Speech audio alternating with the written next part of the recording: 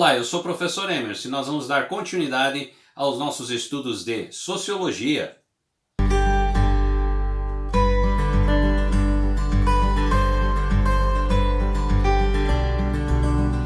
Prezados alunos, é um grande prazer estar aqui novamente com vocês e nós vamos então dar continuidade aos nossos estudos de Sociologia.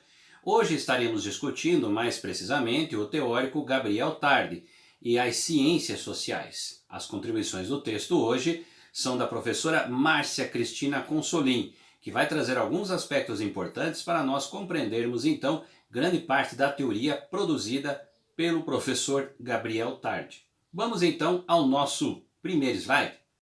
Gabriel Tarde, 1843-1904, ascendeu institucionalmente no campo intelectual francês ao longo da última década do século XIX, na França.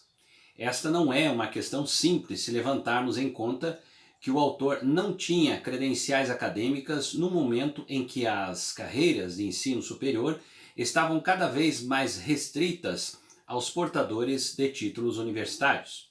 Por outro lado, sua trajetória ascendente no seu sucesso mostram que, apesar do momento tardio em que se deu início à carreira intelectual, Tarde foi legitimado por grupos importantes do sistema de ensino, ao contrário da imagem de intelectual marginal que o próprio autor cultivou em sua vida e que seus filhos difundiram pós-morte. Sua posição no campo intelectual parisiense nos anos 1890 não foi periférico, mas absolutamente central. Aqui nós temos então um sociólogo que de certa forma não vai apresentar essa formação como sociólogo, mas de certa forma vai ter muitas contribuições aqui nas suas discussões.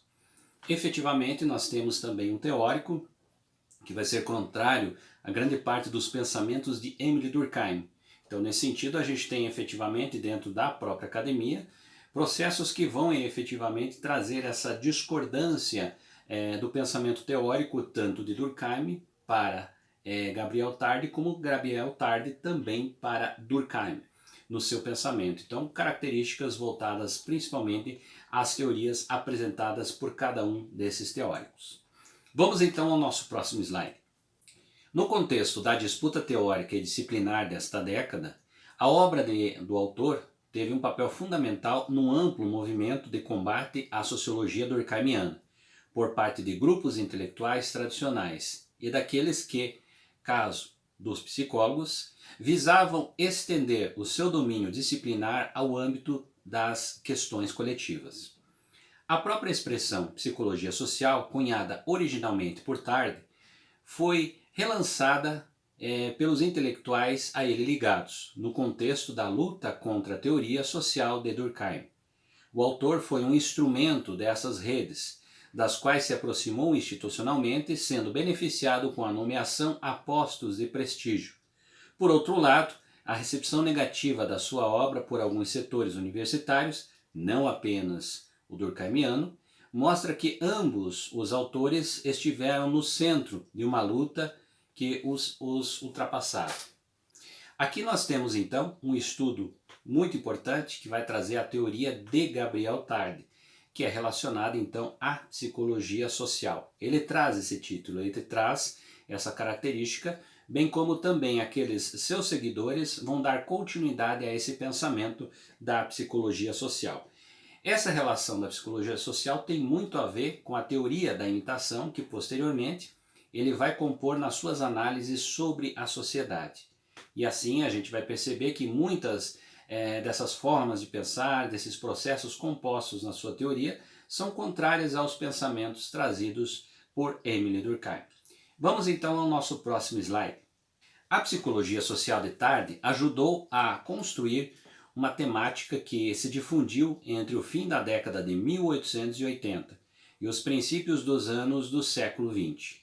Numa conjuntura intelectual de definição e de institucionalização de novas disciplinas na área de ciências sociais. Por essa expressão, se compreendia à época um conjunto de instituições e temas ligados à questão social, higienismo, questões trabalhistas, seguridade, que floresceu basicamente junto aos meios pedagógicos e patronais preocupados com a resolução de conflitos provenientes da industrialização e da urbanização da sociedade francesa. Para efeito desse trabalho, contudo, as ciências sociais representavam um campo constituído pela competição entre as antigas e as novas disciplinas ou discursos sobre o social e principalmente entre as concepções cultas, pragmáticas e científicas dessas matérias. Tarde traz uma concepção muito importante quando ele vai então trazer para nós a relação do que é o público e do que é as massas. Dentro desse contexto, o fortalecimento do processo que existe dentro dessa relação que ele traz então da teoria da imitação. Quando tratamos dessa característica, nós tratamos do processo da repetição, que é efetivamente uma condição social, no entendimento dele.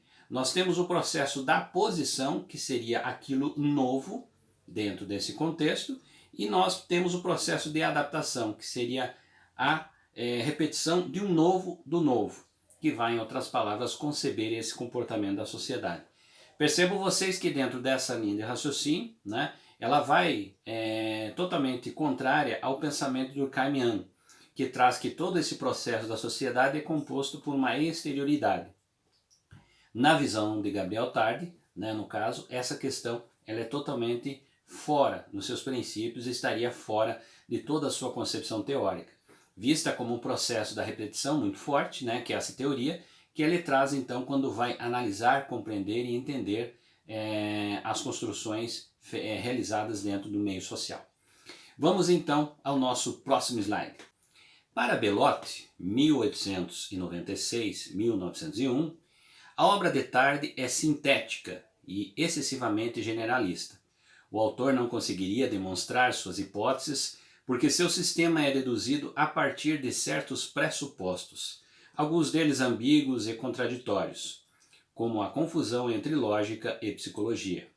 Do ponto de vista político, ele se refere a Tarde como um tradicionalista, em razão do seu elogio ao liberalismo inglês.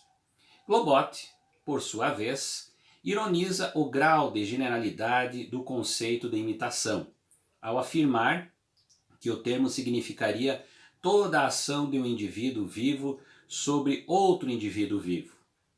No polo da filosofia universitária, a crítica de René Berthelot gerou réplica e tréplica na revisão de metafísica e moralidade. Berthelot, filósofo utilitarista, considera que a teoria de Tarde não é científica, por não poder mostrar-se verdadeira ou falsa. A teoria da imitação, sendo uma simples dedução do meio vital e físico e, portanto, um princípio sem comprovação empírica. Um dos aspectos que vai ser manifestados mediante a toda essa apresentação teórica vai ser efetivamente as críticas que vão ocorrer com relação a toda essa composição trazida por Tarde. Toda a sua relação, ou seja, o processo da imitação, bem como também a característica que ele traz para nós sobre a sociologia, de como ele vê essa sociologia e como vê efetivamente essa característica que vai entender a sociedade a partir dessa imitação, é criticada por diversos teóricos, entendendo que são concepções rasas, que são concepções que não trazem efetivamente um aprofundamento no entendimento e análise da sociedade, entendendo que nós estamos passando por um momento que é o momento daquela efervescência do processo positivista. Assim, muitos autores podem até identificar que a característica que nós temos aqui do Émile Durkheim é muito voltada aos princípios e às características estruturadas pelo positivismo.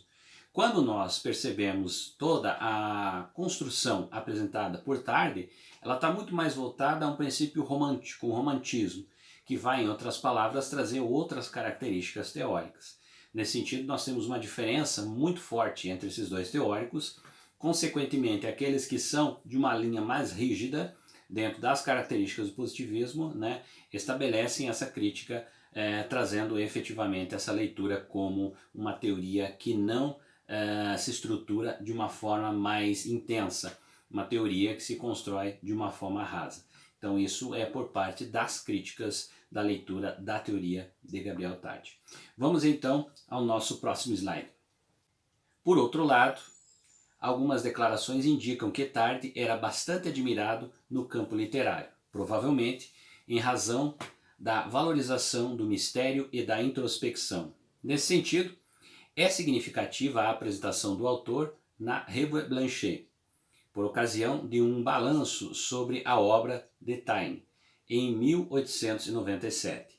O mais brilhante intérprete da escola sociológica francesa que, pode-se dizer, ele constituiu dando-lhe uma tonalidade e um caráter próprio, igualmente distante da temeridade dos paradoxos italianos e do biologismo obstinado e subterrâneo dos ingleses. Com o mesmo tom laudatório, Henri Mazel crítica literária de Mercuse e França, o diretor da revista, o emérito, tampouco poupava elogios ao amigo, com que frequentava os banquetes de Gustave Le Bon. Tarde é um grande homem, tal como Taine e Renan. Elevou o mais alto grau o espírito nacional. Percebam vocês que dentro dessa característica nós temos efetivamente, um grupo que defende as ideias de Tarde e temos outro grupo que é crítico de toda a teoria produzida por Tarde. Isso é uma relação, em outras palavras, que vai traduzir o reflexo do que aconteceu nesse período, onde nós temos efetivamente Émile Durkheim, que vai trazer os seus próximos aí, e bem como também Gabriel Tarde terá os seus próximos. Então, nesse sentido, nós temos dentro da própria academia relações que vão enaltecer e vão criticar. Relações que vão trazer efetivamente a categoria de uma teoria muito importante, bem como também vão apresentar desqualificações dessa teoria. Então isso vai ocorrer dentro desse cenário, que é o cenário acadêmico que nós temos aí na França. Vamos então ao nosso próximo slide. Conclui-se, portanto, que ao invés de se considerar Tarde um teórico da diferença, no sentido democrático do termo, deve-se compreendê-lo como um autor aristocrático, fato, aliás, amplamente reconhecido por seus contemporâneos. Além disso, é necessário que se reconheça sua posição dominante em relação a Durkheim nos anos 1890 e que se compreenda que ele resultou de 3 condições fundamentais. Em primeiro lugar, do processo inacabado de autonomização universitária nas áreas de letras e filosofia. Em segundo, do predomínio das posições intelectualmente conservadoras e resistentes ao modernismo intelectual nas ciências sociais.